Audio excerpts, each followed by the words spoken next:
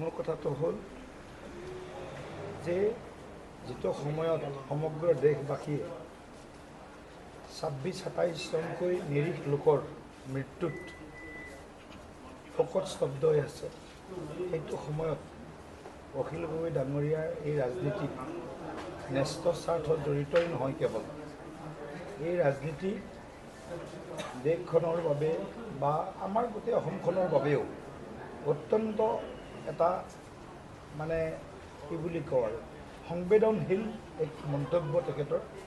আৰু কেৱল শাসনৰ স্বাৰ্থত, সেৱাৰ স্বাৰ্থত নহয়, শাসনৰ স্বাৰ্থত ক'ৰবাত বৰপেটাত, ধুবুৰীত, ক'ৰবাত গোৱালপাৰাত এটা MLA জিকোৱাৰ স্বাৰ্থত তেখেতৰ যিবিলাক শেহতীয়া কাৰুকাৰ্য, সেই কাৰুকাৰ্য শিৱসাগৰবাসীক লজ্জিত কৰিছে।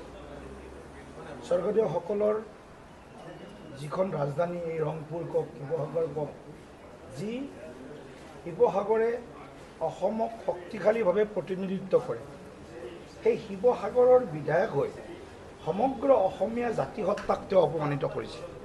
17 বাৰ মোগলক পৰাস্ত কৰা অসমীয়া জাতিয়ে আৰু এই জাতিৰ যদি কোনোবা তেওঁ মানে বংশধৰ বুলি তেওঁ নিজকে ক'ব বিচাৰে, সেই জাতিটোক যেতিয়া তেওঁলোকৰ ভোট, তেওঁলোকৰ অন্য দিশ লৈ যি ধৰণৰ মন্তব্য, আচলতে আমি ধিক্কাৰো দিছোঁ আৰু ঘৃণাও লাগিছে অখিল গগৈৰ প্ৰতি।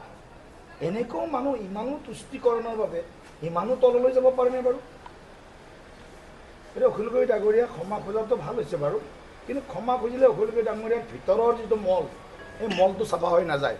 ভিতৰৰ মলটো অখিল গগৈ ডাঙৰীয়া আছে, হয়তো অসমখনক আৰু দ্বিখণ্ডিত কৰি বা অসমখনক তেখেতসকলে লগ লাগি এই যিটো সোণাৰ বাংলাৰ কথা চলি আছে বা অন্য এখন পাকিস্তান বনোৱাৰ তেওঁলোকৰ যিবিলাক ষড়যন্ত্ৰ আছে, তাত অখিল গগৈ ডাঙৰীয়াহঁতৰ নিচিনা ব্যক্তিৰো হয়তো পাকে প্ৰকাৰে প্ৰত্যক্ষভাৱে নহ'লেও অপ্ৰত্যক্ষভাৱে হয়তো ক'ৰবাত তেওঁলোকৰ মানে মানসিক তেওঁলোকৰ এটা সমৰ্থন আছে।